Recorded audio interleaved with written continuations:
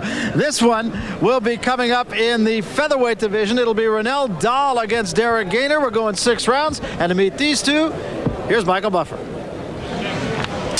Ladies and gentlemen, good evening and welcome to the Broadway by the Bay Theater here at Harrah's, Atlantic City, where tonight Top Rank Incorporated, in association with the undisputed, undefeated King of Beer, Budweiser, present professional boxing for your entertainment. All these bouts are sanctioned by the New Jersey State Athletic Control Board. Let's get things started, ladies and gentlemen, with a 6-round bout. This is in the featherweight division. The referee for this contest is Robert Palmer. Introducing first, fighting out of the red corner, wearing the white trunks with blue trim, weighing 122 1/4 pounds. He's from Bessemer City, North Carolina, and brings a professional record of 8-3-1 with 1 KO to his credit. Ladies and gentlemen, Runnell Dahl. And his opponent across the ring, fighting out of the blue corner, wearing the white trunks with blue trim, weighing 124 pounds, from Pensacola, Florida. He's 7-1 as a professional with 5 KOs. Ladies and gentlemen, Derrick "Smoke" Gainer.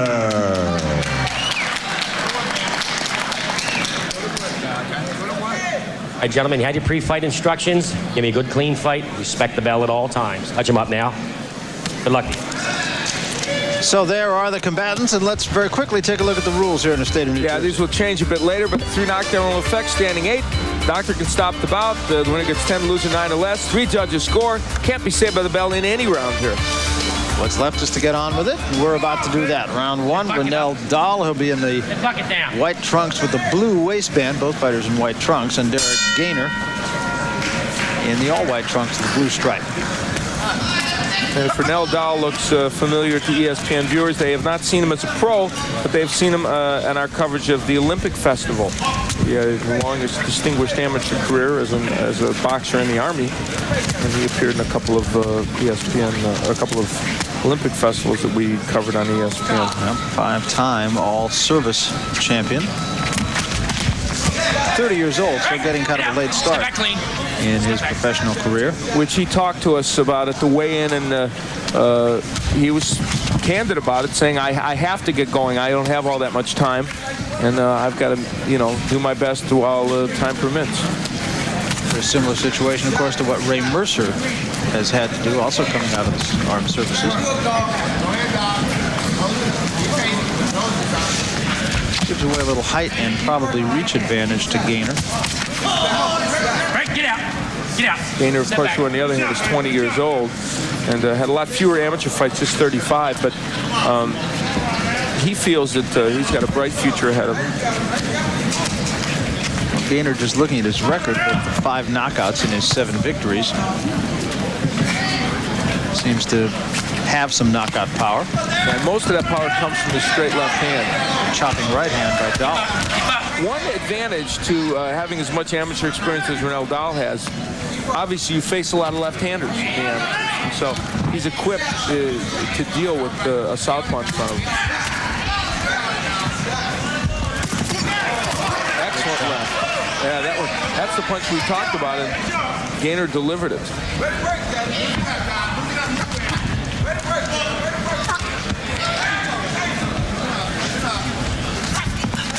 Has fought virtually all of his fights in Pensacola, Florida, but with one exception. He went out to Reno, Nevada to knock out Rudy Bradley back in April. Actually, he hasn't had a fight since June of last year. And when you have that long a layoff, especially as a young boxer, it's tough. He'll be a little rusty, but he's looked pretty good here in this first round. Dahl trying to figure out his best way in to get inside that long reach without getting tagged by the straight left. Right hand, y'all. Go right into it, man.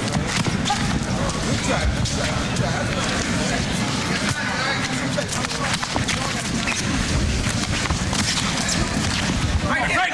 Get out. Don't hold. So we head to the end of round number 1. Dahl with his back to you, and Gainer against the ropes, and Gainer perhaps getting the best of this first round. So we start the second round now. Dahl on the right of your screen, Gainer on the left of your screen. Dahl really at a very pivotal point in his career. Over his last 4 fights, he has 1 win, 2 losses, and a draw, and that's just not going to get it done. They stepped up a bit in competition. There's the punches. Boy, I mean, not good. And did you give that jab statistic? 2 out of 45 jabs combined. That's whoa.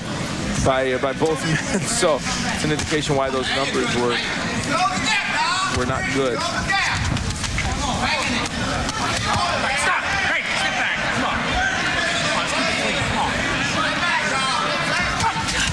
Pretty good left hook by Gainer, but it was just 1, and then Dahl tied him up.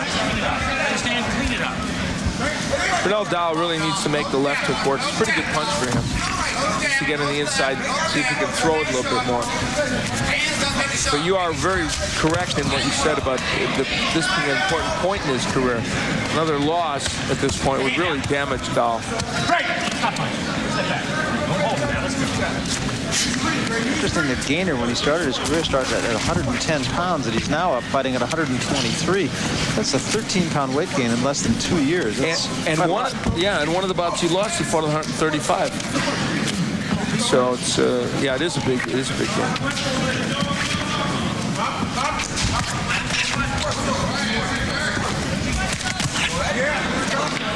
That's what he told me this morning.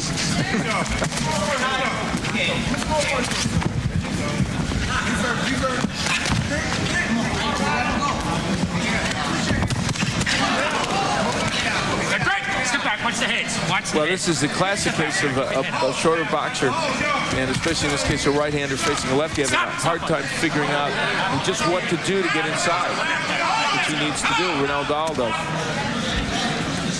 Dahl's starting to get a little bit frustrated. Drawn a couple of warnings for various and sundry.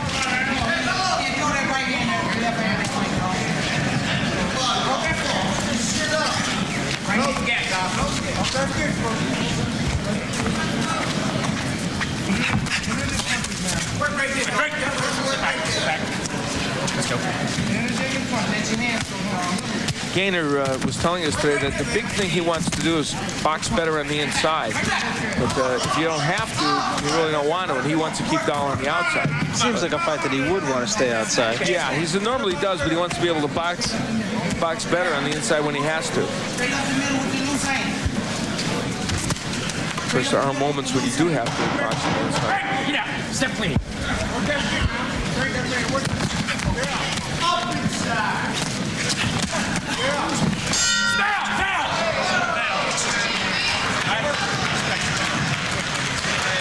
And it's a pleasure to welcome a very special guest here, Roy Jones, a guy who is really starting to make some noise in the middleweight division. And Roy, I'm sure it seemed for a while as though that noise was a long time coming. Yeah, it did for a little while, but it was coming.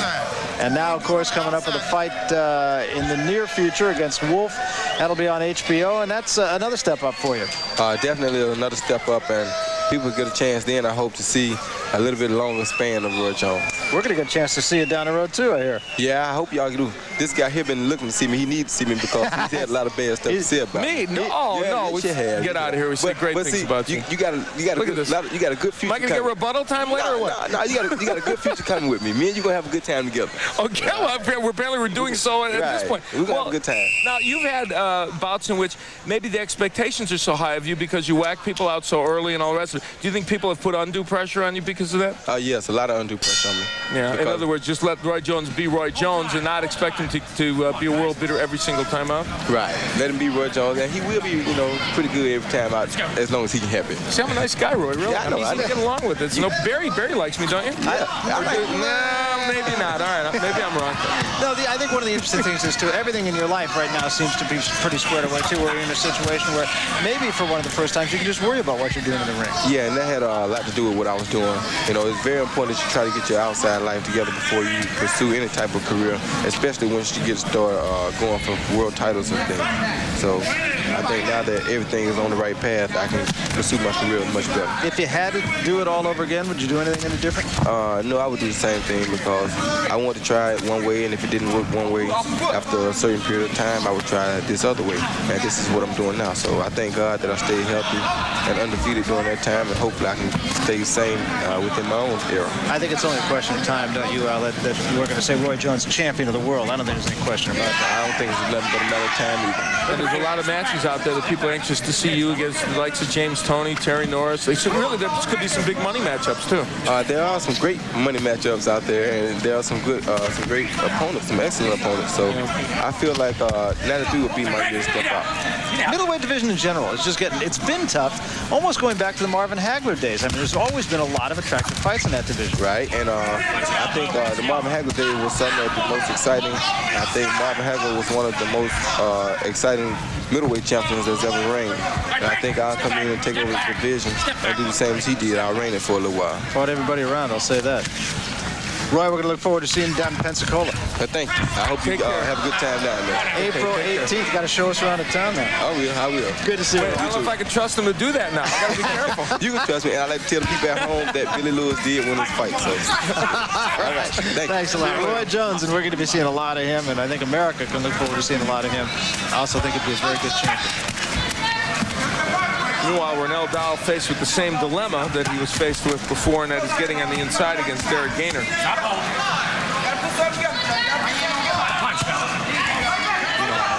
picked him to be one of the best boxers of the Olympics. They forget so quickly. You just can't get along.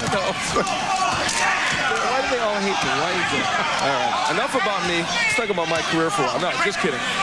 Derrick Gainer is doing to Runnell Dahl, I think, exactly what he wants to, and that is that he's keeping him on the end of the jab and the straight left hand. And unless that changes, Runnell Dahl's going to have a problem.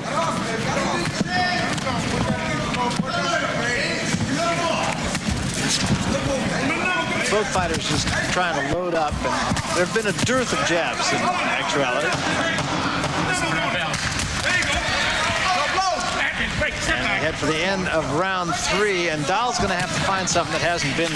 Runnell Dahl has a problem, and that's getting countered when he comes in. There's the right hook by Gainer. Not even his major punch, but that one landed very well against Dahl. So Dahl still has not really solved the riddle that is Gainer, a tall, rangy left-hander. Now he gets inside. Now there's the body. A very close round, though, in round 3. But, yeah, he got in there and worked to the body. That is what he needs to do, to throw those combinations on the inside.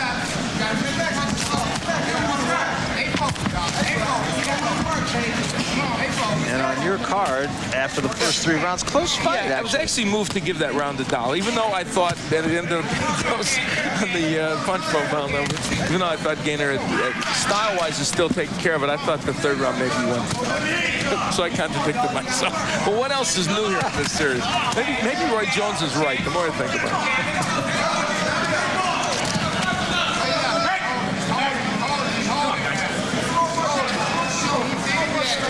Dahl is getting on the inside a little bit more in this round. Dahl's hero is Salvador Sanchez. That's a pretty good guy to put up there as your hero. Tremendous boxer. He unfortunately passed away in an accident, but skill-wise, you can't idolize anybody in this sport that was any better. When we talked to Runnell about the Army, about how long he was in, he said 8 years and 9 months. You get the feeling he was counting those last few months. Yeah.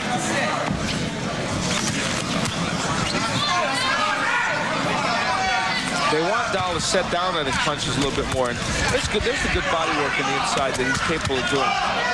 Gainer doing a little bit of body work also.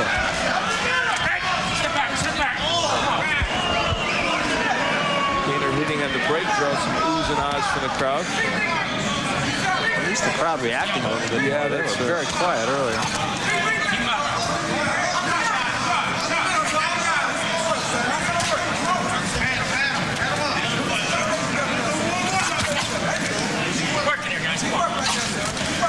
Dahl is in a better position now to land punches, but there's a good straight left by Gainer. When Gainer's on the outside, Barry, it's just how much Runnell Dahl can do.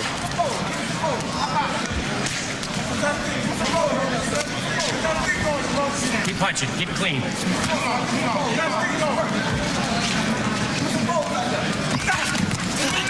Don't when Gainer uses the left hand as a lead punch, it's less effective than when he jabs with the right to set it up. Get out. Somebody. Let's go. There it is. He lunges with that punch. And Dahl starting to turn things a little bit as we come to the end of the 4th round. This fight is scheduled for 6, and right now you have an idea of the last 2 rounds. We'll tell the story. Ranked Las Vegas Running Rebels, and they lost, of course, to Long Beach State. Shep Greenberg doing a great job at Long Beach State. They had a great 2 games. They beat Las Vegas and then beat New Mexico State, 2 ranked teams. Not easy to play in that place, is it? Tough place. Tough place. Get back. In the 4th round, things changing a little bit. Gainer not throwing as many punches, and I would have thought that Dahl landed more than he did, actually. Yeah, it turned out to be quite a close round. Dahl getting a lot of body shots here. 8 of 133 jabs have been landed by both, combining both men. That's amazing. Not a weapon in this fight, is it? And that does not benefit, as Gainer lands some good shots, that does not benefit Gainer because he really needs that punch more than Dahl does. Left hook. Caught Dahl stepping in. Right, get out, right. Step back.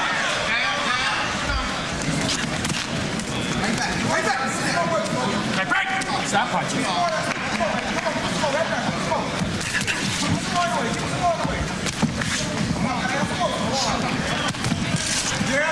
Still no jabs. Yeah, that statistic is pretty astonishing.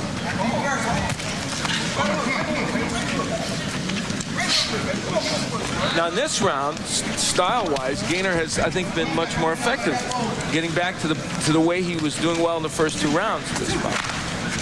You know, you wonder, he was telling us today about wanting to become a better inside fighter. You wonder if he didn't just choose to fight on the inside to try and work on that skill, but you can't always do that because he's in there against a tough guy, Runnell Dahl, with all that amateur experience. You mentioned 5-time Army champion.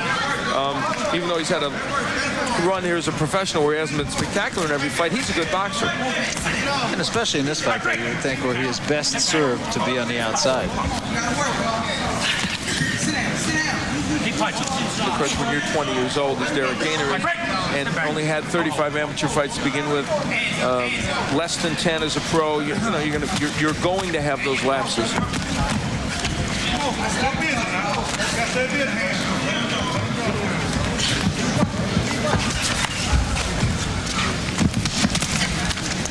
Right. Step back. Step out. Come on.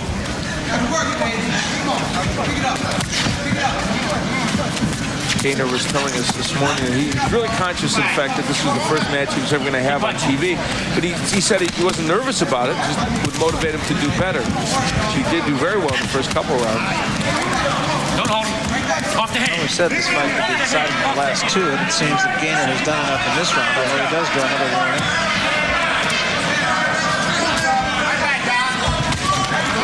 Missed that wild left hook. Really trying to load up with that left hook, and he lunges when he steps in, and it's not really an effective weapon for him. End of 5. We start the 6th and final round. Runnell Dahl on the right of your screen, and Derrick Gainer on the left. And narrow the numbers, and it would indicate a close fight. Yeah, I mean that's about as tight as you can get over 4 rounds. And I think it's extremely close. Probably many of those punches that Dahl have landed have been body shots. Any more head, there's a good right hand to the body right there. And I'm sure counted in the column of Dahl. That's good work on the inside by Dahl. When he's there, he can do that. But now you can see, though, that Gainer, as he said to us, has the skills to fight on the inside, but it's just tough for him with his stature. Well, and why get into an inside battle with this guy when you know that's his only fight?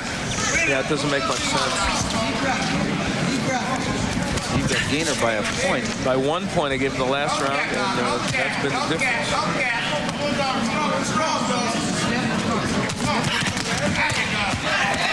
Nice combinations by Dahl. That might have hurt Gainer. That left hook may have damaged him.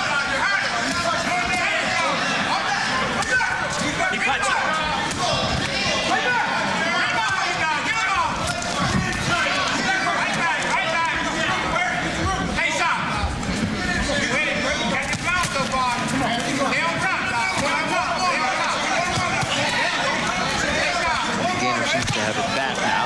hand by Gainer as he stepped in. I'll just step back for a moment to see what the story was, and Gainer came right after him. It's been an interesting 6th round, a very close one. Yeah, and it is a round that arguably could decide the fight. Dahl with the quick start, but Gainer's been coming on here in the last 45 seconds or so. It's going to be interesting to see how the judges see this fight. It really will be, because you can make a case either way. Although I think in these last 2 rounds, especially the 5th, Gainer has gotten back a little bit more of the advantage. A lot of holding by Gainer. He was holding and hitting earlier. Got a couple warnings.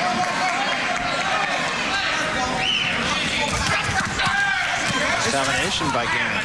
Great combinations. Again, holding behind the head, though. And he'll have to watch that, because he'll get points taken away from him as his career goes on if he continues that. That was a right hand by Dahl. Each man loading up. You have to wonder why Gainer would grab, because he was the one who was on the offensive. He may be a little tired at this point.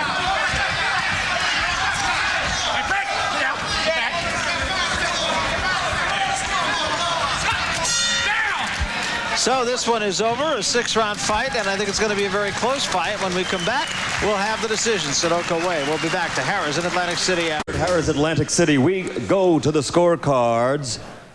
Phil Newman scores about 58-56. He has it for Dahl. Rocky Castellani scores about 60-56 for Derrick Gainer. And Al DeVito scores about 59-55 for the winner by split decision, Derrick Gainer. So a split decision winner for Gainer. Crowd boos, and I don't really know why. Derrick Gainer is a winner. He is now 7 up, 8 up, and 1 down. We'll be back.